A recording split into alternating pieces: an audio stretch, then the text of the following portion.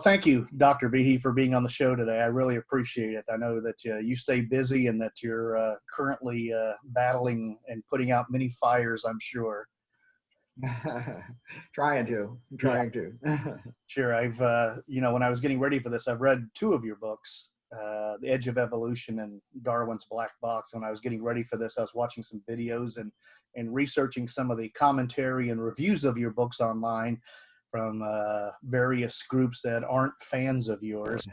And just trying to get a feel for how the flow of things are going. And, it's interesting. I don't know if you've read Thomas Kuhn's book, The Structure of Scientific Revolutions. Yeah, I did a while back. Yeah, they talk about normal science and then problem solving, and then anomalies show up, and they attempt to work it into the previous paradigm until the point where a new paradigm emerges and they have to reshuffle the cards and start again with normal science. It's kind of like, it kind of looks at science as a guild, and you would be the person who's introducing the anomalies into normal science in this scenario. So congratulations. Well, the anomalies actually started a long time ago. I'm just kind of pointing them out. Oh, well, thank you for doing so. As I said, I've read your books, and I first heard you speak and met you at a conference in 2004. So I've been following your stuff and your work, and my children are now getting introduced to your work. Just the first question, you said you've accepted the theory of evolution as a complete understanding of how all life came to be the way it is. Later, you changed your views. Was this driven by your religious faith, or was it something in science that precipitated the change? No, it wasn't any religious considerations. I'm a Roman Catholic, and I went to parochial schools, and I was taught Darwin's theory of evolution in parochial schools. And it was kind of taught by a theistic evolutionary view that, hey, God can make life however he wants to, and who are we to tell him otherwise? And right now, it looks like he used natural processes such as Darwin's, described by Darwin's theory. And that sounded just fine to me. I didn't care. It was only later on, after I was a faculty member at Lehigh University, that I started to become, well, I was quickly skeptical of Darwin's theory after reading a particular book. Read a book called Evolution, A Theory in Crisis by a geneticist named Michael Denton. That was probably in the mid 80s or later 80s. And he was not a theist, at least not at the time. And he just saw all these problems, these scientific problems for Darwin's theory, and wrote the book about it. He didn't offer any alternatives, such as intelligent design or anything.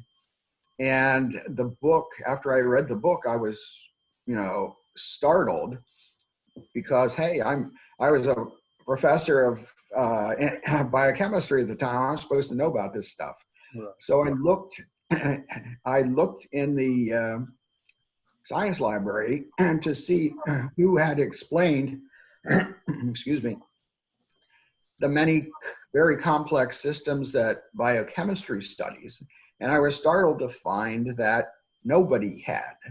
There were allusions to Darwin's theory. Isn't it great how evolution has produced this swell system for us? But there were no real explanations. So after reading Denton's book and after looking in the library, I became very angry because I thought I was being led down the garden path, not because there was a lot of evidence for Darwin's theory, but just because that's the way we were supposed to think these days. And from then on out, I was very skeptical and quickly moved to being a proponent of intelligent design. Was during this time of your transition between being an everyday Darwinist within the field and a intelligent design proponent, was there a single fact or factor that changed you, or was it an accumulation of information? What was the genesis? It was reading that book by Michael Denton. Because in biochemistry, when you study biochemistry in graduate school and later on, you come across fantastically complex, elegant systems.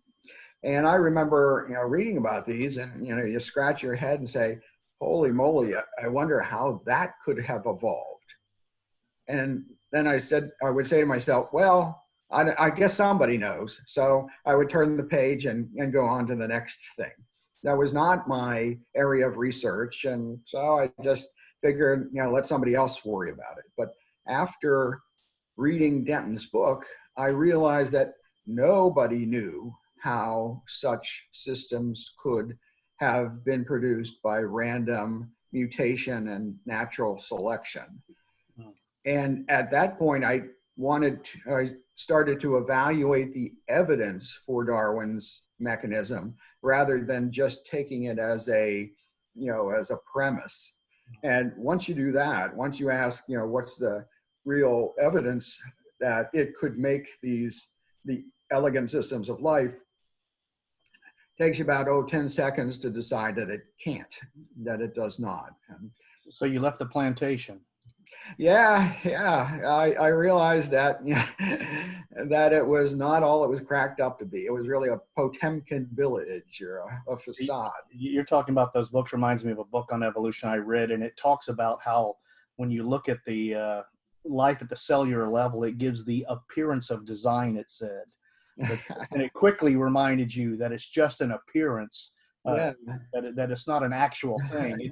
It did not go in any way to explain why it just gave the appearance. They just knew that as you read and studied the systems that you would recognize what screams design at you, but they wanted to calm you down and let you know that it's okay, that it's not really design. If you go back and review the literature with that in mind, you find that for a long time, biologists, professional scientists have been saying that the most important thing about Darwin's theory is that it could explain the appearance of design without a real designer. People like Francisco Ayala, who's a very prominent biologist, member of the National Academy of Sciences, other folks too, say explicitly that the major impact of Darwin's is to explain the appearance of design. So if Darwin's theory can't do what it's cracked up to do, which I've written in my books is pretty obvious, then we're left with the strong appearance of design and no other explanation other than real design. So you're saying that the survival of the fittest, et cetera, can't climb Mount Improbable? That's right. The survival of the fittest, where less fit organisms keel over and die, is a pretty crude mechanism for trying to explain how the eye came about or the bacterial flagellum. Yeah, how is that not a simple tautology? It's the equivalent of saying all bachelors are single. Yeah. Don't that most fit by definition survive better? Yeah, that's right. People have pointed that out for 100 years or more, and Darwinists will come back and say, well, yeah, but if you look at this helps it survive, malaria better, or this helps an organism survive cold better. And they looked at particular cases, but there is no general formulation for it. So in the general case, you're just kind of repeating yourself. Your tautology. Absolutely. So you've also said in the past that you accept common descent. How do you accept both intelligent design and common descent at the same time? How do you blend those two concepts for yourself? Well, the intelligent design is simply the deduction that some system, something required purposeful design to put it together. It does not necessarily concern itself with the specifics of how it was done. Let me give an example. The say, statues on Easter Island, when Europeans first discovered them, they looked at them and they immediately knew that they were designed, but they didn't know who designed them, how they were designed, how they could be made, and so on. So the question of how a design was affected is a different question from whether we can tell that something was designed itself. There's another example. If a hiker who had never heard of Mount Rushmore kind of was walking out and turned the corner and looked up the mountain and saw the images of the presidents of the United States, he would immediately know that they were purposely arranged, but he might not know who did it or what tools were used or when it was done or anything like that. So in my thinking, an intelligent designer just might, make life to unfold over time and give various, elegant and purposeful systems. And that's a separate question. It turns out you need a whole lot more research and evidence to decide how something was designed than whether it was designed. Think back on the Easter Island stuff. It was centuries before people thought they figured out how those things were designed, but it was immediately evident simply in the structure of the statues themselves that they were designed. And it's the same thing in biology. We can tell simply by the structure of the systems themselves that they were designed, but exactly the route it was taken for the design is a different question. Reminds me of some of the finds in Central America where they have near perfectly spherical giant balls of stone. They have no idea how they could have done it, but I don't know anyone who says it's amazing that these stones fell down a hill and ended up in near perfect spheres. Or the crystal skull in South America they found, how they did it. Who knows? But it's so clearly designed without knowing the how. That's right. That's the swell thing about intelligent design is that all you need is the system right in front of you to say, look at how these parts are arranged. They are arranged so that they can do this neat function. They have a purpose. And so you don't have to worry about the history or anything like that. You can tell it right from the evidence in front of your eyes. Yeah, I'm also thinking about in the physics world, that article, The Unreasonable Effectiveness of Mathematics and the Physical Sciences, that our minds are just geared or created in such a way we recognize design, we recognize information when it appears to us, whether it's the design of life or whether it's the structure of the universe. We see these structures, and as a brain that evolves simply through blind forces and natural laws, it's hard to conceive of how you would find that a trustworthy mechanism for discerning truth. Yeah, that's an excellent argument. That reminds me that I think Alvin Plantinga, the prominent Christian philosopher, has talked a lot about that. If we indeed did evolve just for survival, then there's no reason to expect that we could recognize truth, and that's a very powerful philosophical. I agree. That's why I stole it. Yeah, that's it. Whatever works. Nothing is new under the sun, they say. I read that somewhere in the Old Testament. Yeah, I think so. You've also said that Darwin's theory of evolution by random mutation and natural selection is incompatible with intelligent design. You've accepted common descent, but these aspects of the neo-Darwinian paradigm you reject. Why? Well, Darwin was quite explicit.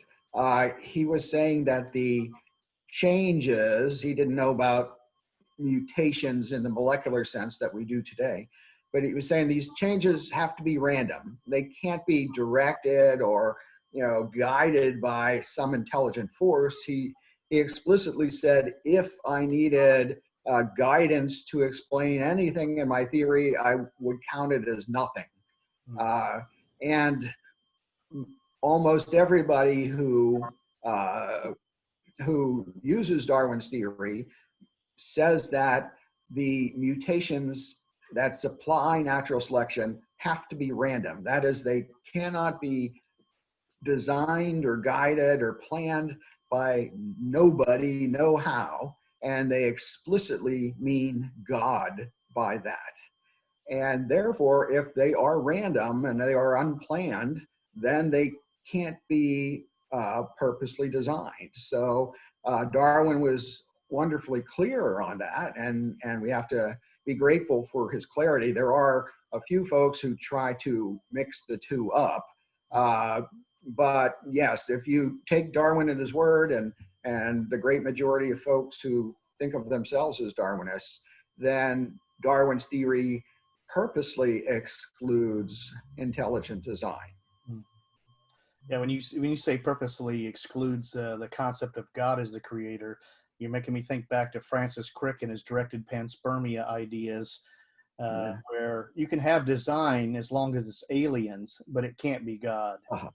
Yeah. Yeah, even Richard Dawkins has flirted with that, saying, well, if it's space aliens, that's okay, but you can't invoke God as a designer. Yeah, I always wondered how life evolved on that, how abiogenesis happened on their planet, but not ours. Since ours Yeah. required the aliens to show up, is it an infinite regress of aliens? Well, Francis Crick, in that paper, Directed Panspermia, said they might have had some, special mineral on the other planet. He was probably thinking something like kryptonite. Yeah. But yeah, it is just pushes the problem to the next planet over. Yeah, I've seen where some of the origin of life scientists are looking into crystalline structures for the origin of cells and such like that, but Yeah. not making much Good progress luck. to my knowledge. Good luck to them. That's what I say. God bless them and good luck, and may the grant be with you. But science normally proceeds, and specifically so, as an empirical, with an empirical methodology, the methodological naturalism using empirical methods. Is there empirical evidence for the creative force of natural selection? Well, you have to be a little detailed on that, but the shorter answer is no, there isn't. You can jumble things around. There are things, there is chance in our world, or what certainly looks like chance, and natural selection is just a kind of a statistical process saying that if some change gives you a little edge, then you'll survive better and maybe pass it on to your progeny. So for example, pygmies in Africa, or the very tall folks in Africa, who I'm not sure which they are, Hutus, people in also in the equatorial regions who are resistant to malaria. Those things you can chalk up to random mutation and natural selection. And on the macroscopic scale, on just our eyes and our senses, they look pretty cool. They look pretty impressive. If you see a 6.5 foot tall person who that size helps them survive, or even a 4 foot tall person that helps them survive, or somebody who can go into malaria-ridden jungles and do better than you, that seems pretty impressive. So mistakenly, over the years, folks have extrapolated wildly from that and said, well, since this can happen, then these same processes could have built the eyeball and many other intricate interactive structures. But now that we can look at the molecular level of life, we see that these apparently impressive changes that Darwin's mechanism can make are actually tiny changes in pre-existing genes, and much more likely than not, they work by breaking genes that were already there. So there's no evidence that Darwin's mechanism can be creative enough to make some of the molecular machinery that science has discovered in the cell. Your PhD research was in. On sickle cell hemoglobin. Thank Yeah. you. Thank you. It's Yeah. very good that I get to edit this before I post this. I'll make it look so smooth when I say it. But did you see evidence that random mutation created something new that allowed these people to develop these sickle cell changes that allowed them to resist malaria? Well, yeah. I mean, you you know, when you know what's going on, it's easy to think that a random process could do exactly that. But what people don't realize is that the mutation for sickle cell is in the gene for hemoglobin. Hemoglobin's a normal protein that carries oxygen around our bodies and so on. And it's present in a red blood cell in very high concentration. And the hemoglobin has about 450 amino acid units in it. And of those, a total of 1 is changed in the sickle cell hemoglobin.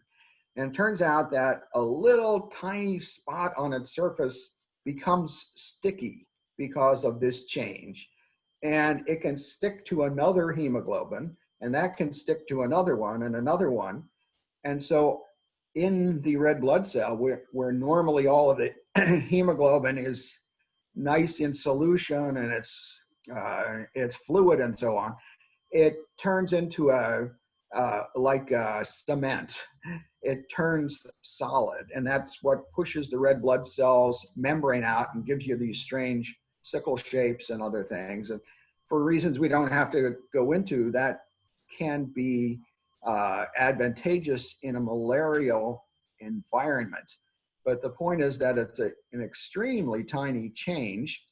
It's not in the immune system, which you would expect it to be if it was trying to deal with a parasite like the single-celled malaria parasite. And so the short answer is Darwin's mechanism can, change things marginally around the edges. And sometimes that has important medical consequences. But no, it's not doing anything innovative. Getting back to your first book, that the noted science writer Stephen Colbert credited for calling you the father of intelligent design. You said in that book, you quoted Charles Darwin himself, as saying, "If it could be demonstrated that any complex organ existed which could not possibly have formed by numerous successive slight modifications, my theory would absolutely break down." Has his theory broken down? Well, yes, it surely has. And it's broken down, as I've written, it's broken down long ago. The discoveries that science has made long ago could have shown somebody with an open mind that it was not any good. But it is broken down in spades these days with all of the elegant molecular machinery. But Darwin's quote that you just read also shows kind of the slipperiness of his theory. He said that if it could be demonstrated, in other words, if my opponents can prove that some system could not possibly have been formed by numerous successive slight modifications. So Darwin and his successors have kind of taken this and run with it. And they say, well, unless you can show that my imagination can't come up with some halfway plausible pathway, then I will, just ignore your arguments. So it's his criterion has been met in any fair-minded way, but people are very reluctant to give up their beliefs, and they will squirm and squiggle until they satisfy themselves that they don't have to reply to you. Yeah, I think back to, I can't recall who said it now, but he says that a good argument will convince a sound thinker, but for the person who's determined not to understand anything, it doesn't matter what level the argument reaches. For many people, from my own experience, it's a matter as much of the will as it is of the mind when it comes to making decisions of this sort. They simply hang on to what they have. And I'm sure you're familiar with cognitive dissonance, and in it, I see so many examples that it's almost comical in this area. So Yeah. as part of this breakdown of Darwin's theory, building things through successive slight modifications, you brought up the term irreducible complexity. You made it mainstream. Well, in your own words, what is irreducible complexity? Yeah, irreducible complexity, it's a fancy phrase, but it stands for a simple idea. It's just that when you make some machine or system, uh, the system requires a number of different parts in order to work. And if you take one of the parts away, it doesn't work. And in my first book, Darwin's Black Box, I kind of illustrated it with an example from our everyday lives, which can be seen right behind you. And that is the mousetrap. Yeah, there you go. The mousetrap has a number of parts. It's got this spring and platform and metal bar and a place to hold it. Exactly. And it needs all those parts to work. And if you take one of them away, it's not that the mousetrap works half as well as it used to. It's a broken machine. It doesn't work at all. And if you think to yourself, how could I slowly construct something like a mousetrap by something like a Darwinian process, where you have numerous successive slight modifications randomly made, each one improving on the last one. And if you do that, it's surprisingly hard to think of a way. And so that's what I called irreducible complexity, because it's complex, it's got a number of parts, and it's irreducible because if you take one away, it's broken. And because of that, it's a big challenge to Darwin's theory. And it turns out that modern science has discovered that the cell is run by machinery, literally machines made out of molecules that have many components. They use mechanical force and they have directed energy to do a task. Trying to see how those could be put together by numerous successive slight modifications is much harder than even seeing the mousetrap. So this is a big problem for Darwin's theory. From your own specialty in biology, could you give an example of something within life that adduces or evidences irreducible complexity? Yeah, well, I think the best visual example is something called the bacterial flagellum. And the flagellum is literally an outboard motor that many bacteria use to swim. And it wasn't really known in detail until, say, the 80s or 90s.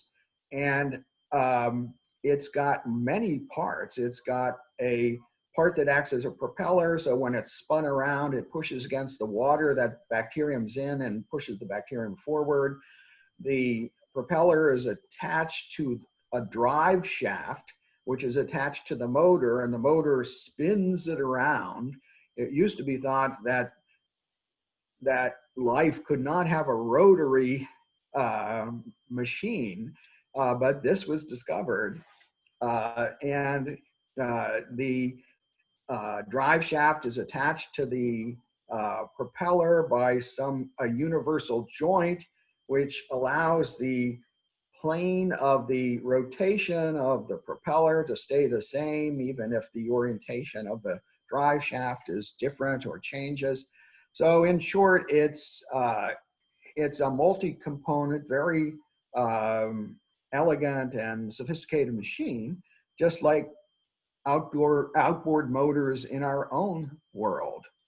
And if you take away one of the components, if you take away the propeller or the motor or the U-joint or anything like that, again, the flagellum is broken. It's not that it spins half as fast as it used to. It doesn't spin at all. It's broken. So if you ask, well, how could Darwin's mechanism make something like that, which has been known for decades and fascinated many really smart scientists? Turns out no one has ever published a paper proposing in detail, in testable detail, how such a thing could have been produced. That's obviously your most famous example. Is that it for nature and all of nature? There's one example, or are there other examples that come to mind? I'm not trying to put you on the spot, but yeah, oh no, there's plenty. I've got some new ones in my new book, Darwin Devolves, which came out last year. A good one is a system that makes little magnets that occur in some bacteria. Some bacteria are called magnetotactic bacteria, and they can sense the magnetic field of the Earth and move in proportion, or move using that as a clue, as guidance. And you say, well, what's the big deal about making a magnet? Because you can find magnetite or minerals that are slightly magnetic on the Earth. Well, it turns out that the bacteria doesn't just ingest a magnetic mineral and use that. It manufactures little precisely shaped magnets and hooks them onto control systems to let the bug know in which direction it's being pulled. And if it makes them wrong, then the magnetic field is messed up. If it doesn't have the proteins to hook them on to help it orient, it can't go in the right direction.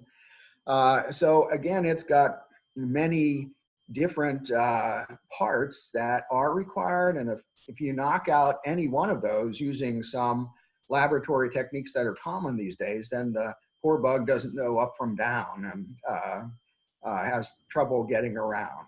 So yeah, it turns out that the more science knows, the more and more complex systems are discovered, and the more and more it is seen that Darwin's mechanism can't even explain the simpler, still complex, but simpler systems that even I, 25 years ago, might have granted for the sake of argument that it could. So with every passing week and month, things are getting even worse. You've given those examples and others in your books, obviously. Of the examples you've given, have you had to recant any of your assertions of those systems?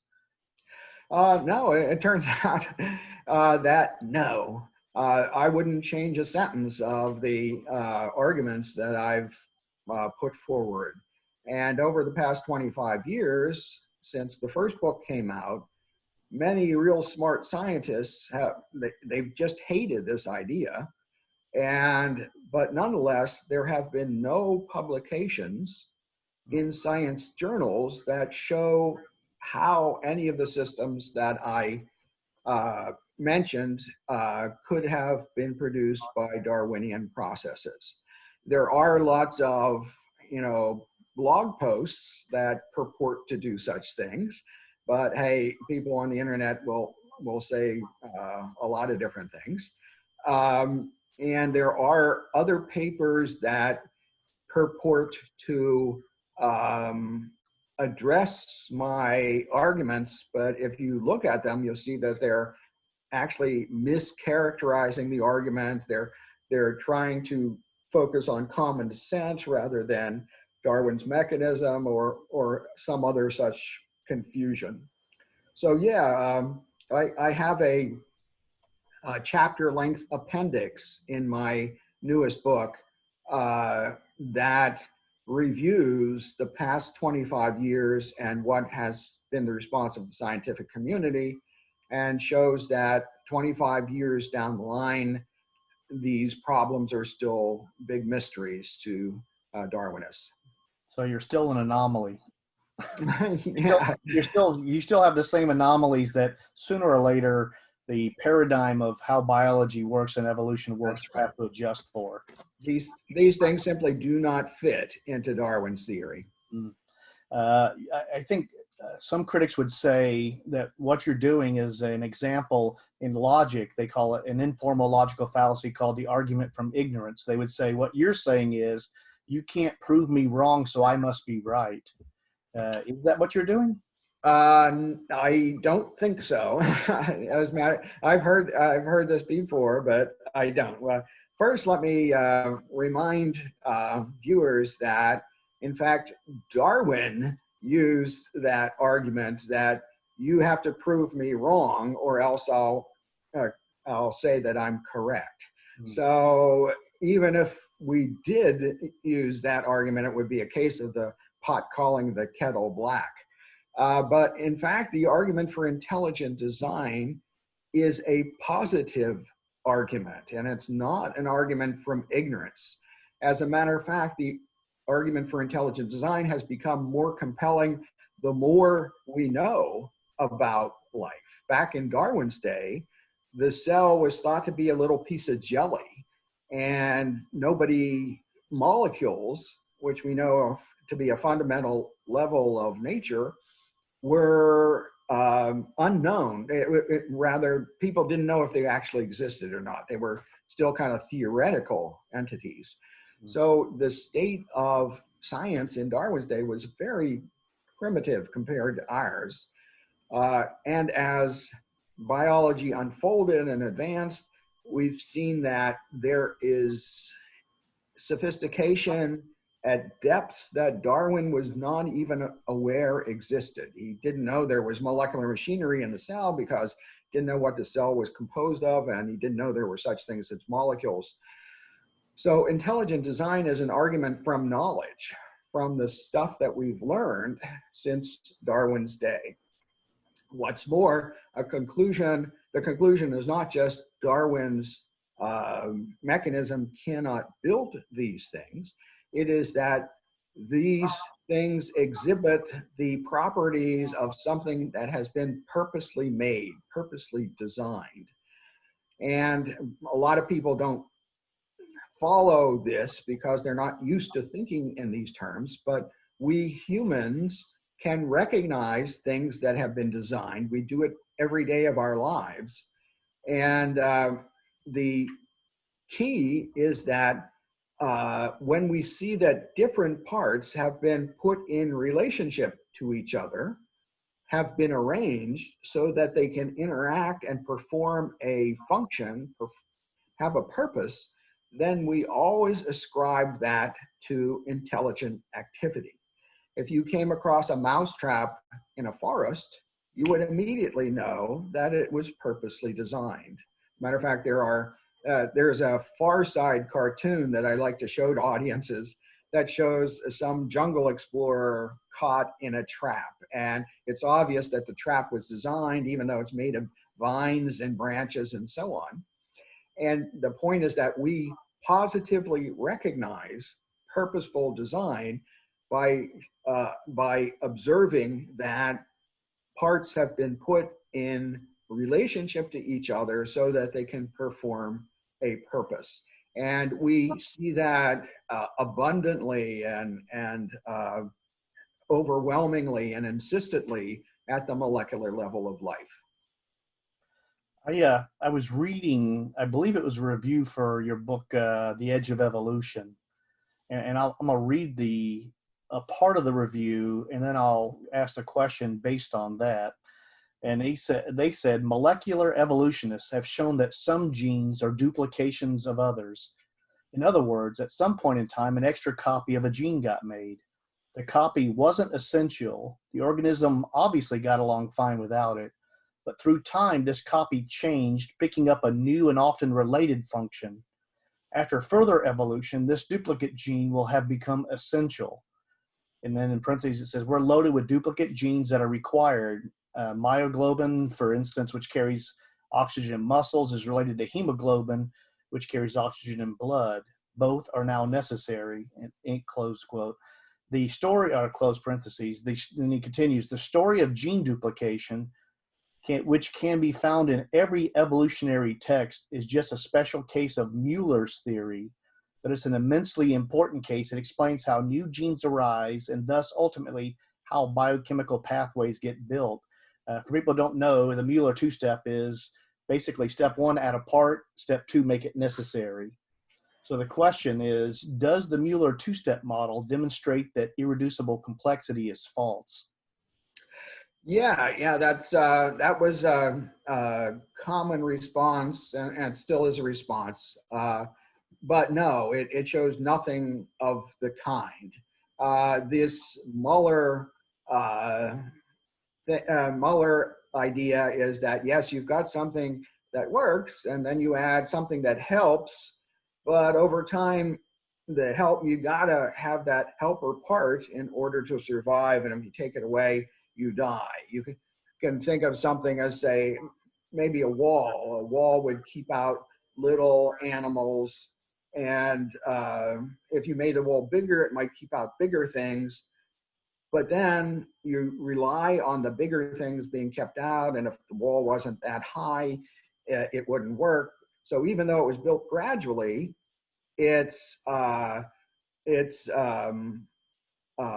if you just take pieces away, it's not irreducibly complex because you could do it in steps.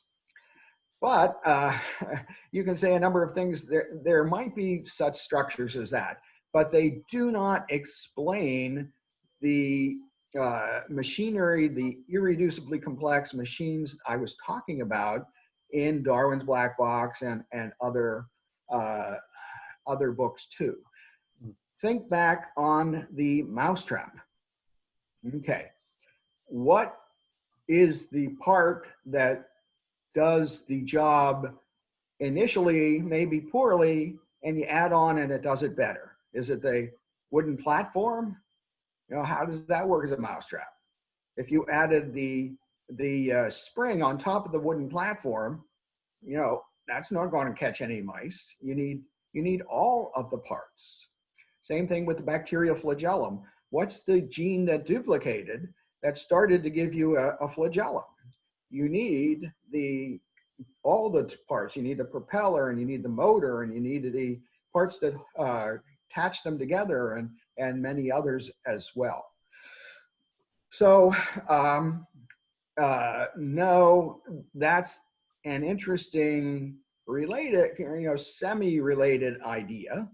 And yeah, you can build some things gradually, and you might start to rely on them, but they do not, this explanation does not apply to irreducibly complex machinery such as I described.